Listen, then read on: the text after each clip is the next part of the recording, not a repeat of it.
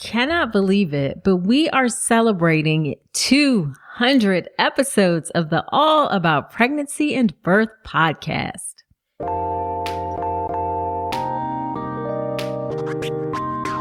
Welcome to the All About Pregnancy and Birth podcast. I'm Dr. Nicole Calloway Rankins, a board-certified OBGYN who's been in practice for nearly 15 years. I've had the privilege of helping over 1,000 babies into this world, and I'm here to help you be calm, confident, and empowered to have a beautiful pregnancy and birth. Quick note, this podcast is for educational purposes only and is not a substitute for medical advice. Check out the full disclaimer at drnicolerankins.com/disclaimer. Now let's get to it. Hello. Welcome to another episode of the podcast. This is episode number 200. And whether you are a new listener or a returning listener, I am so glad that you are celebrating 200 episodes with me today. So what I thought I would do in this episode is give you a little bit of an origin story of the podcast and share with you how I got to be to this point. I cannot tell you how much of a surprise this podcast has been to me and how meaningful of a part of my life it has become in terms of the effect that it has had for all of you and helping you have a beautiful birth experience. Honestly, if you asked me 10 years ago, would I be a podcaster? 10 years ago, I don't even think I knew what podcasts were. Okay. So it is absolutely crazy to me that I am here today. Really, I started this podcast in 2019, and that entire year for 2019, there were 54,749 downloads. I looked up the exact number. Well, now that is what I get for downloads on a monthly basis. Just last month, there were 54,000 downloads of the podcast.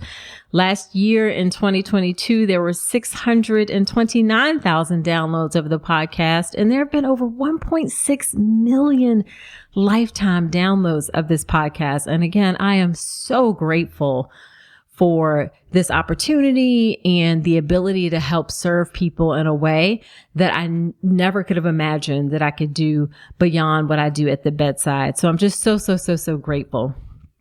This is also an example of how you're going to hear in this origin story, things happen in your life for a reason. And God or the universe or whatever you believe in orders your steps even when you don't realize it. And even in the midst of difficult times, and I'm going to share some difficult challenges that I had getting to this journey today, you are often being guided to something greater, to something better. You just have to be open and keep moving forward. And that is exactly how I ended up being here today. And you're going to hear that in the origin story today. So before we get into the story, if you're listening to this on the 21st, it's being released on the 21st, then tonight at 7 p.m. Eastern Standard Time is my live class, Make a Birth Plan the Right Way. This is the class in order to learn how to make a birth plan the right way because those online templates and forms just don't cut it.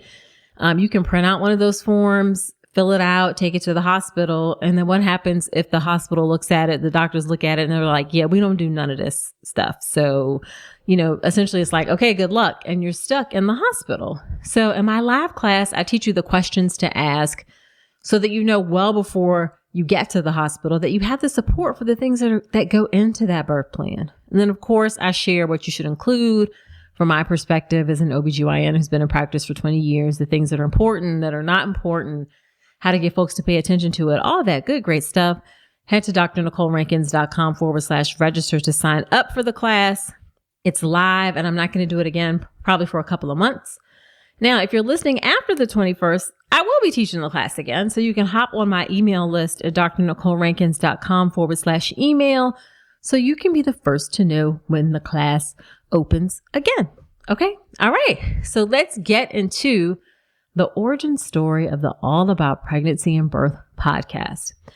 Well, in order to talk about how this podcast came about, I got to take it kind of way back. All right. And tell you how I started or how I decided to go to medical school.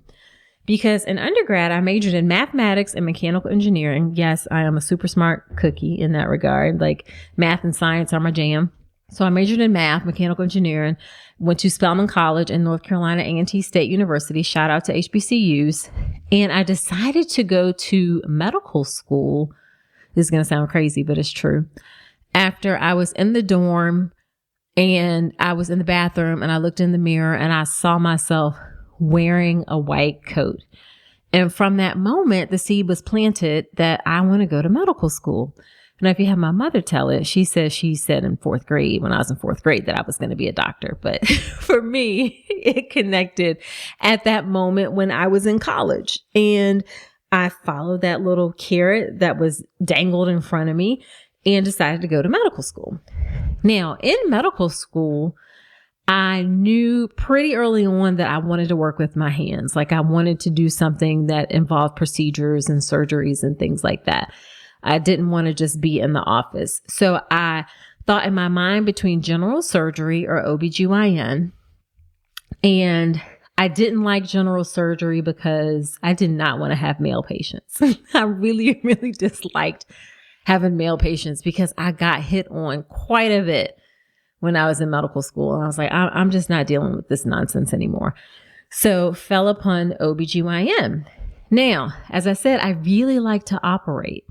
I like to do things with my hands. And I had every intention of being the type of gynecologist, the type of OBGYN that operates the most. And that is a GYN oncologist. A gynecologic oncologist takes care of women who have GYN cancers like cervical cancer, uterine cancer, ovarian cancer, and they do a lot of surgery.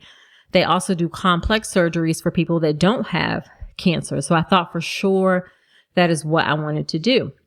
Now, because that is a very competitive field, I interviewed at some of the best places for residency. I was a good student in medical school and was able to secure some excellent spots for residency. I interviewed at Harvard, Johns Hopkins, Penn, and ultimately ended up at Duke, which I absolutely loved in terms of my OBGYN residency training. Absolutely loved it. And went through my training. Honestly, being an obstetrician or focusing primarily on obstetrics never really crossed my mind. And because again, I was like intent on being a GYN oncologist. And let me back up and say, normally I don't completely script out the episodes, but I write notes. And this one I'm kind of free flowing a little bit more. So forgive me if I'm a little bit meandering. I'll try to keep it not too crazy, but I'm just sort of talking off the top of my head and the things that I remember as I'm sharing the story of the podcast. Okay. So in my fourth year of residency, I changed my mind, decided that I did not want to be a GYN oncologist. And I can't say what it was that just made me say like, it's not what I want to do, but I knew that it wasn't what I wanted to do. But I knew that I wanted to stay in academic medicine. So academic medicine means being at a medical school. You're on the faculty, you teach medical students, you have resident physicians. And I really perceived academic medicine as the place that is the forefront of medicine, where research happens, where change happens. And that is something that I wanted to be a part of. I thought that's where you had to be if you wanted to be sort of a quote unquote, mover and shaker doing things within our specialty and our field. Not that I knew exactly what I wanted to do, but I thought I wanted to be in the spot where I thought it could be done. Okay. If that makes sense. So I decided that, I think what I'll do is I will practice, but I will also do clinical research. So clinical research is not like at the bench research and like in the lab kind of thing. Clinical research is research at the patient side, at the bedside. So it seemed appealing to be able to do clinical research, working with patients, and then practice at the same time. So in order to get some additional research training, I did a research fellowship just down the street at UNC Chapel Hill. I got a Master of Public Health in Epidemiology.